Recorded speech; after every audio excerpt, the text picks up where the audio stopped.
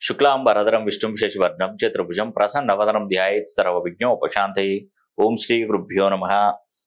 నమస్తే అండి, నేను మీ రామకృష్ణ నిహాన్, ఆస్ట్రో న్యూమరాలజీ. అందరూ ఎలా ఉన్నారు? నేను చెప్తున్నటువంటి రాసులలో గనక మీరు జన్మిస్తే కష్టం ఎక్కువగా, ప్రతిఫలం తక్కువగా ఉంటుందండి. అంటే ప్రతి ఒక్కరూ హార్డ్ వర్క్ చేస్తారండి, హార్డ్ వర్క్ చేస్తారు, కానీ నెల వచ్చే వరకు వచ్చిన సంపాదన, వచ్చిన జీతం అంతా కూడా ఒకే రోజులో ఖర్చు అయిపోతూ ఉంటుంది. ఖర్చు అయితే పెద్దగా సమస్య ఉండదండి. ఖర్చు అయింది అంటే సంపాదించుకున్నాడు, ఖర్చు అయిపోయింది, దాన్ని కంప్లీట్ అయిపోతుంది. కానీ సంపాదనకు మించి ఖర్చులు అయిపోతుంటాయి, అంటే అప్పులు పెరిగిపోతుంటాయి.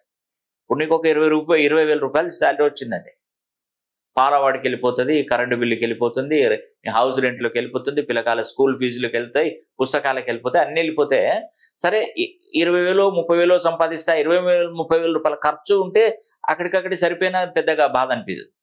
కానీ ఈ 30,000కు తగ్గట్టుగా ఇంకొక దానికి అడిషనల్గా ఇంకొక 10,000 రూపాయలు ఖర్చు రూపంలో వస్తే వాళ్ళు ఎంత బాధపడిపోతారు. అంటే జీవితం ఎంత ఇబ్బంది పడే వాళ్ళు చాలామంది ఉంటున్నారండి. నేను ఇలాంటి సమస్యలు ఉన్నటువంటి వారిని చాలా మందిని చూశానండి. కొన్ని రాశులలో ఎక్కువగా కర్కాటక రాశిలో జన్మించినటువంటి వారు, కన్యా రాశిలో జన్మించినటువంటి వారు, ధనుస్సు రాశిలో జన్మించినటువంటి వారు, మిథున రాశిలో జన్మించినటువంటి వారు, వీరేంటంటే కష్టం ఎక్కువగా పడతారండి, ప్రతిఫలాన్ని తక్కువ తీసుకుంటుంటారు.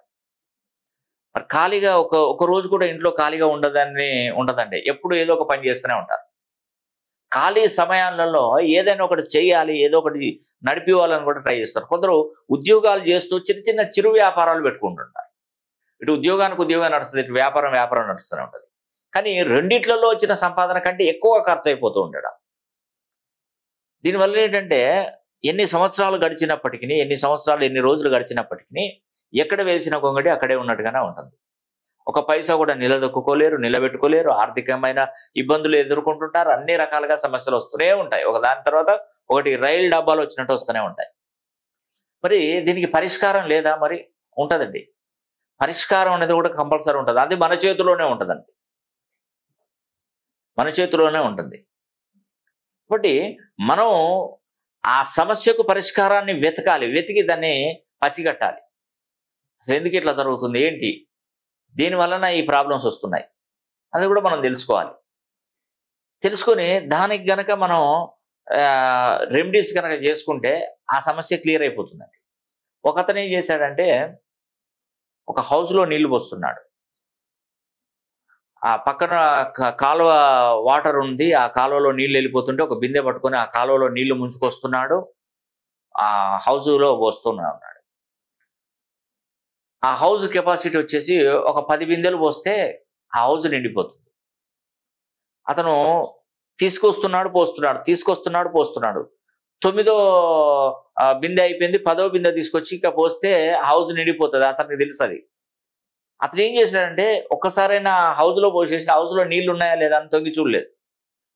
హౌస్లో పోస్తున్నాడు, వెళ్ళిపోతున్నాడు, కష్టపడుతున్నాడు, కానీ ఒక్కసారైనా కూడా హౌస్లో నీళ్లు ఉన్నాయా లేదా అని మళ్ళీ ఒకసారి చూడలేదు. 9వ బిందె అయినప్పుడు అతను గుర్తుకొచ్చి పోస్తే ఏంటి ఇంకా నిండట్లేదని చూసే వరకు ఆ హౌస్కి శుభ్రం చేస్తే దాని నుండి బయట పోయేదానికి ఒక హోల్ పెట్టాడు. ఆ హోల్ ఓపెన్ చేసి ఉంది. ఓపెన్ చేస్తే ఉంటుందండి, మొత్తం అలా పోస్తుంటే నీళ్ళన్నీ కూడా నేలపాలైపోతూనే ఉన్నాయి.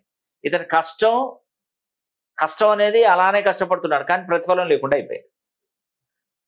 కష్టపడ్డాడు, చేయలేదని కదా, కష్టపడ్డాడు, కానీ ఏం చేశాడు, అది మనం ఏం చేయాలంటే సకాలంలో గుర్తించాలి. ఫస్ట్ మనం ఒక బిందెలో నీళ్ళు తీసుకొచ్చినప్పుడు మరి హౌస్ ఎక్కడైనా హోల్స్ ఉన్నాయా, ఆ హోల్స్ క్లియర్ చేసిన తర్వాత ఆ నీళ్లు పోసి అక్కడ ఒక సెకండ్ అట్లా నిలబడితే ఎక్కడైనా లీకేజ్ ప్రాబ్లం ఉందా అనేది తెలిస్తే, లేదు అన్నప్పుడు మనం టకిమని బిందెలతో తీసుకొచ్చి పోస్తూనే ఉండాలి. మనం చిన్నగా ఉన్నప్పుడు మాత్రమే దాన్ని గుర్తిస్తే ఏమవుతుందంటే మన కష్టం అనేది వృధా కాదు, వ్యర్థం కాదు, ఆ కష్టానికి ప్రతిఫలం ఉంటుంది. ఇప్పుడు చాలా మంది చేసేది అదేనండి, కష్టపడి పని చేస్తున్నారు, ఫైనాన్షియల్గా ఖర్చు అయిపోతుంది, నిలబడట్లేదు. ఇన్ని సంవత్సరాలు గడిచినా కూడా ఒక పైసా కూడా, ఒక సొంత ఇల్లు గృహ నిర్మాణాన్ని చేపట్టే పరిస్థితులలో కూడా ఈ రోజులలో కొంతమంది లేరు. ఎందుకంటే ఆ కష్టాన్ని మనం గుర్తించాలి. మనం ఏముందండి, ఏం లేదు, అంతా నష్టం నష్టం నష్టం. కొంతమంది గవర్నమెంట్ ఉద్యోగాలు చేస్తారు, నెలకు లక్షల లక్షల జీతాలు వస్తాయి. బయట వాళ్ళు చూస్తే అబ్బా వీడికి బాగానే సంపాదిస్తున్నాడు, వీడికి మంచి జాబ్ ఉంది, నెలకి ఇంత వస్తాయి, భార్యాభర్తలు ఇద్దరికి వస్తాయి, ఇద్దరు బాగా పనిచేస్తారు, ఇంటిల్లి పాది బాగా పనిచేస్తుంటారు. కానీ వాళ్ళ లోపల మాత్రం అనేక రకమైనటువంటి సమస్యలు, ఇబ్బందులు, ఫైనాన్షియల్ ప్రాబ్లం, ఎవరు నమ్మరు, బయట వాళ్ళకి ఎవరికి కనిపించదు వీళ్ళకు ఉన్నటువంటి సమస్యలు. కొందరు అలాంటి సమస్యలతో ఇబ్బంది పడిన వాళ్ళు కూడా చాలా మంది మనం తరచుగా చూస్తూనే ఉన్నాం. ఫైనాన్షియల్గా ఎదగాలండి, ఫస్ట్ అయినా ఏదో ఒక రోజు అయినా ఎదగాల్సిందే. మనం ఫైనాన్షియల్గా ఎదగాలి అనుకుంటే నేను చెప్పినటువంటి కొన్ని సూత్రాలను పాటించండి, మంచి శుభ ఫలితాలు వస్తాయి మీకు. ఫస్ట్ మన పేరులో ఉన్నటువంటి సంఖ్యాబలాన్ని మనం చక్కగా సరి చేసుకోవాలి, పేరులో ఉన్నటువంటి బలాన్ని పెంచుకుంటూ పోవాలి. మినిమం 270 degreesలో ఉండేటట్టు చూడాలి మన పేరుని. 270 degrees నుండి 360 degree కోణంలో మన పేరు బలాన్ని పెంచుకోగలిగితే చాలా మంచి ఫలితాలు వస్తాయి. మంచి ఉన్నతమైనటువంటి హోదా అనేది కూడా మనకు లభిస్తుంది, ఆర్థికంగా నిలదొక్కుంటాం, ఫ్యామిలీ డిస్టర్బెన్స్ అనేది ఏమి ఉండదు. కొందరికి డబ్బు బాగా సంపాదిస్తారు కానీ మనశ్శాంతి ఉండదు, బాగా సంపాదిస్తారు, ఇంట్లోకి వస్తే ఎప్పుడు భార్యాభర్తల మధ్య విభేదాలు, గొడవలు, పోట్లాటలు, పిల్లలు చెప్పిన మాట వినకపోవడం, దీంతో కూడా సఫర్ అయ్యే వాళ్ళు చాలామంది ఉంటారండి. మరి ఇలాంటి సమస్యలకు మనం దాని పరిష్కారం ఎలా ఇదే జీవితకాలం అయితే ఇక జీవితం ఎందుకండి? కాబట్టి మనం తగు జాగ్రత్తగా ఉండి ఏదైనా సమస్య వస్తే ఆ సమస్యకు చక్కగా పరిహారాలు చేసుకుంటూ ఉండగలిగితే లైఫ్ అంతా కూడా చాలా అద్భుతంగా ఉంటుందండి. కాబట్టి మీరు కష్టపడుతున్నటువంటి వారు కష్టానికి తగ్గ ప్రతిఫలం పొందాలంటే కొన్ని నియమాలు పాటించడం ద్వారా మంచి జరుగుతుంది. ఫస్ట్ మన పేరులో ఉన్నటువంటి సంఖ్యాబలాన్ని చక్కగా సరి చేసుకోవాలి.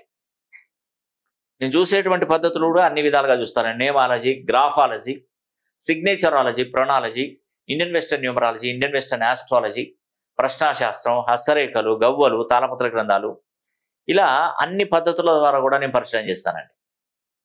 కాబట్టి సమస్య ఏదైనా పరిష్కారం ఒకటి, అది న్యూమరాలజీలో తప్పకుండా ఉంటుంది. న్యూమరాలజీ ప్రకారం నేమ్ కరెక్షన్ చేసుకున్న తర్వాత ఆధార్ కార్డులో కానీ, పాన్ కార్డులో కానీ, పాస్పోర్ట్లో కానీ, సర్టిఫికెట్లో కానీ ఎక్కడ ఏది చేంజ్ చేసే అవసరమే లేదండి. ఒక నోట్బుక్ మీద రోజు ప్రాక్టీస్ చేస్తే చాలు. కాబట్టి నేను చెప్పినట్టుగా మీరు ఫాలో అయ్యి చూడండి, మంచి జరుగుతుంది. దీన్ని ఎందుకులే మనకేం ఉపయోగం లే అని మాత్రం అనుకోకండి. అలా అనుకుంటే మనం ఏది చేయలేమండి. చెప్పినట్టుగా ఫాలో అయ్యి చూడండి, తర్వాత మంచి జరిగిన తర్వాత ఇంకో 10 మందికి చెప్పండి. ఇప్పుడైతే ప్రజెంట్ కర్కాటక రాశి వారికి, కన్యా రాశి వారికి, ధనుసు రాశి వారికి, మిథున రాశిలో జన్మించినటువంటి వారికి అదృష్టమే అదృష్టం అండి. అదృష్టం ఉంటుంది.